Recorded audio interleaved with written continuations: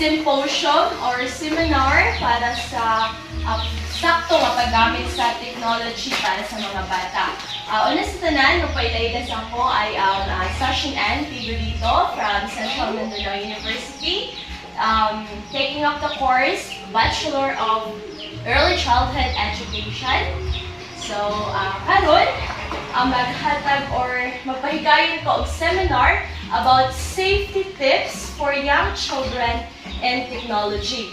First, kinahanglan nga ang mga apps, mga contents nga ang atong ipahatag or ihatag sa atong mga anak kay about sa educational contents. Dili hanglan nga natay supervision permis sa ilahang kung mag sila of technology.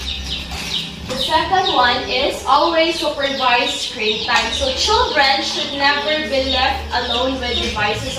Of course, ma'am, as a parent, it's very important na dili na to pasagdan atong mga anak sa paggamit sa technology.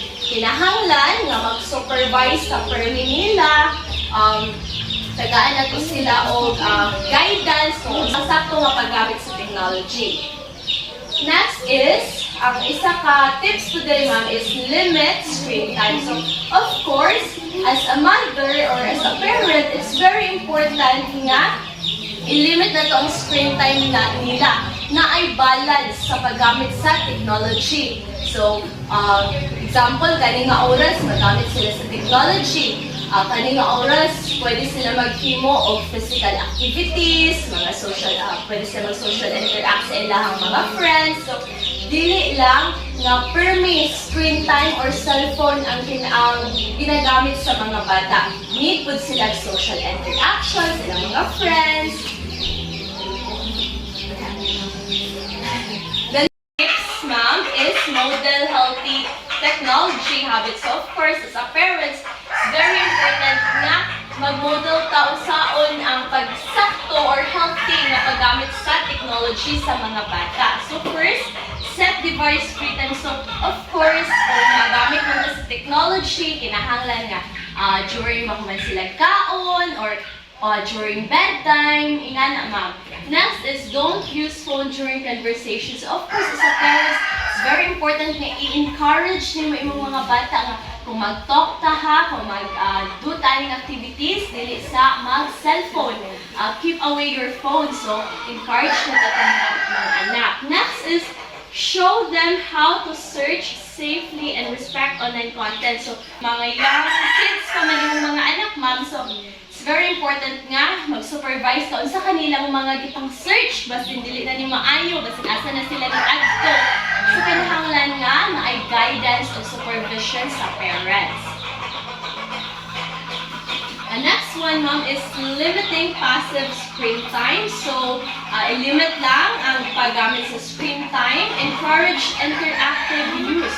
So, of course, ma'am, one of the advantage sa paggamit sa technology kay it encourage interactive use. So, of course, kung magamit ta ng mga anak ng technology, so, dili man siya na tumakuan nga kanang interactive man gyud, engaging, malingaw man gyud ta, syempre kay daghan kay mga games, daghan kay mga educational apps, mga videos. So, as a parents, kung mag-wantag technology,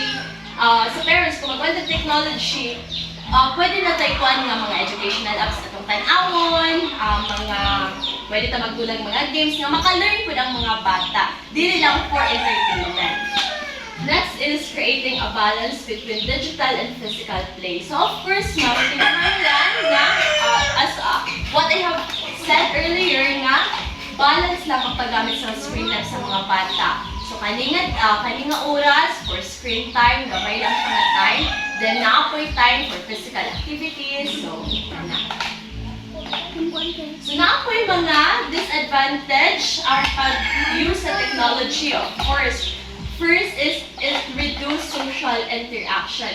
So, of course, ma'am, we all know na kung nasobraan ang mga bata sa paggamit sa gadgets, sa technology, dili na kayo sila maka-interact sa ilang mga friends, sa ilang mga classmates. So, maka-reduce ng social interaction.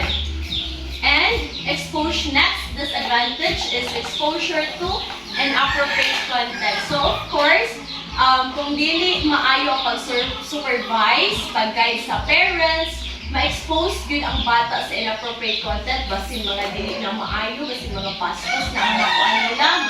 So, kinahanglan nga na supervision sa parents. So, thank you so much, ma'am, sa pagpaminaw sa ako ang seminar karon. I hope na nakay na-learn, nakay nakuha nga information kung unsaon ang saktong paggamit sa technology, especially sa mga kabataan. Karon, ma'am, pwede ba nga maghimo ta og workshop? So, ang workshop, ma'am, is about technology. Unsay epekto sa technology sa kinabuhi, especially sa mga kabataan. So, okay na ba, ma'am? Kasi. Mga bata.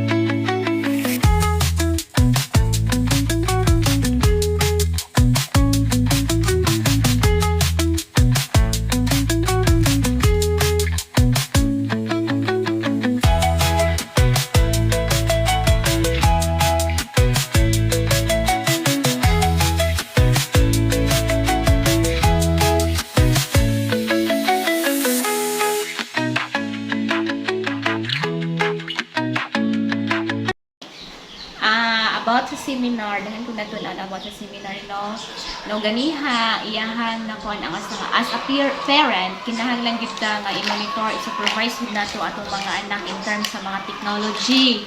Dili lang kay pasagdaan nato sila nga makahawid sa cellphone or makatan-aw sa TV. Dapat na atay kanang panahon sa ilaha nga mag-guide, especially kung for example sa TV or sa cellphone nga nasa nakita tapos ang mga bata wala sa kabalo so dito, so dapat naata sa ilang pilit nga mag-explain ang sa nahitabo, mag-gairan ang bata, and then dapat a day, ganiha sa imong giingon nga dapat a day naa sila pila lang ka oras sa screen time o naapod sila pila pud ka oras na mag-play sila nga ma-socialize or maka-interact sila sa ilahang mga kauban nga mga bata.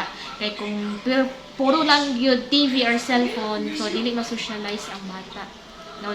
So mo na tendency siguro nga ang bata dili kabalo mo share sa ilahang emotion. So maka-adjust kay sige raman sila TV or cellphone.